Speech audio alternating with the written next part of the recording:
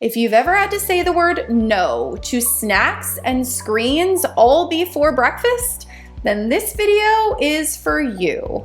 This week we are diving into 3 powerful expert insights into the word no. When do we say it? When are we not supposed to say it? And what is actually going on in their brains when we say it? Trust me, you're going to want to stay for all 3 perspectives before the next meltdown hits. Let's dive in. You know, setting boundaries is one of those parenting skills that sounds so simple until you're 2 hours deep into a bedtime negotiation about why they absolutely need to wear a Batman costume to sleep. Dr. Deborah Gilboa, family physician, parenting expert, and mom of 4, has a refreshing take on all this.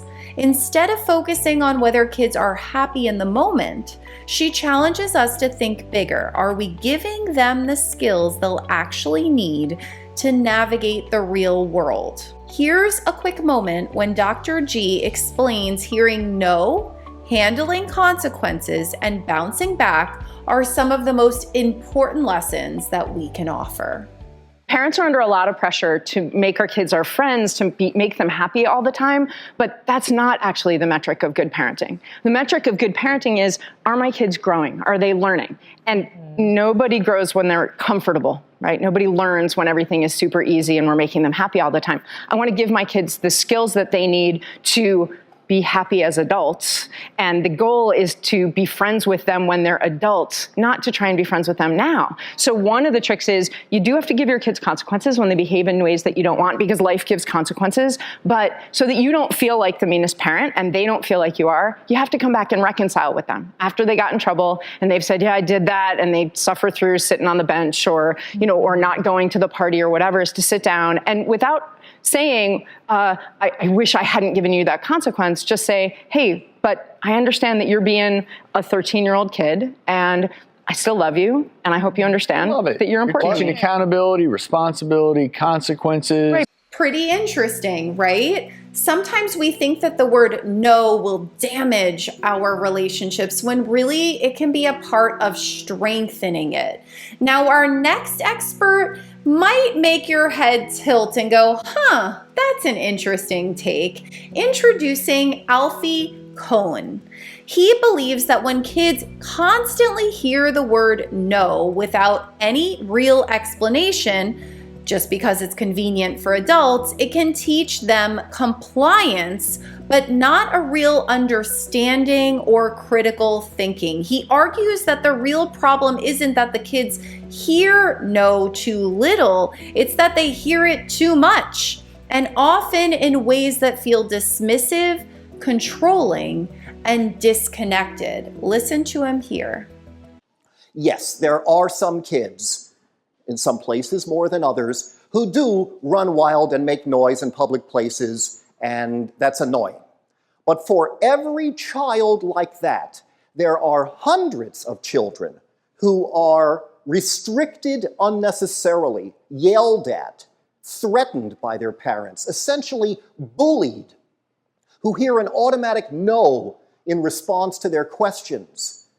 And because I said so, if they ask for a reason, their own questions dismissed out of hand and their protests routinely ignored. That this tendency to treat kids fundamentally disrespectfully in order to get them to do whatever we demand, regardless of whether there's a good reason, is part of the problem. See what I mean? His perspective really challenges us to think outside of the box on what parenting and no looks like. It made me think of my own parenting. I have an almost 12-year-old and I have a 7-year-old, and there have been many a times when I've had to use the word no. But I try to be intentional when I say no. When I say no, I mean it and I follow through most of the time. And I know this because of my educator background. And when I don't have to say no, I don't say it. So if my kid wants to play with tape, it's so easy to default to no. But we spend all this money on toys. Why can't they play with the 50-cent roll of invisible tape. Why are you saying no? And do you have to say no? Which brings me to our third expert, because this expert dives deep into the neuroscience of no. Introducing Dr. Tina Bryson, who's basically like a brain whisperer for parents, explains how kids' brains react to feeling connected versus feeling threatened. And good news, it's not about being perfect. Yes, it's about staying calm enough that your kid feels safe, even when you're saying no. The brain's number one concern is safety. That's the thing our brain cares about more than anything. And without safety, we can't think about anything else. Safety is foundational to even how our attentional system works, even how our digestion works, everything. Giving kids limits and boundaries helps them feel safe. So this is not permissive. The kinds of experiences we provide them, and particularly relational experiences, change who they become. So adoptive parents become biological parents because the experiences we provide don't just impact our children's minds or characters or personality, but the actual architecture of their brains and even their DNA that goes on to the next generation. Isn't that amazing? When we stay calm and connected through the boundary, then we are wiring their brains for self-control, for resilience, for confidence. So these three parenting experts, they may have different angles for the word no, but they have one common theme.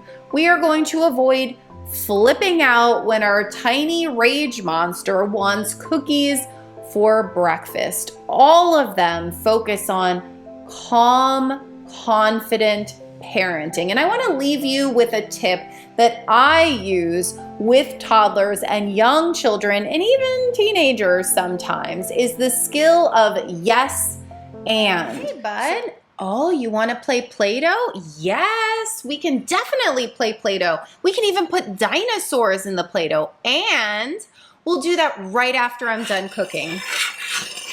Oh, what's that? You want Fun Dip? Oh, Fun Dip is so delicious. Yes, you can have Fun Dip, and we'll have that right after dinner. It's a little tip that you can stick in your pocket to get you through this weekend, and I will see you on Monday for new news, the top 3 news stories, and another deep dive. If you're enjoying it here on The Village, hit the like button. We just finished up our first month on the channel, and I am looking forward to growing and connecting with you each week. I hope you have a good one.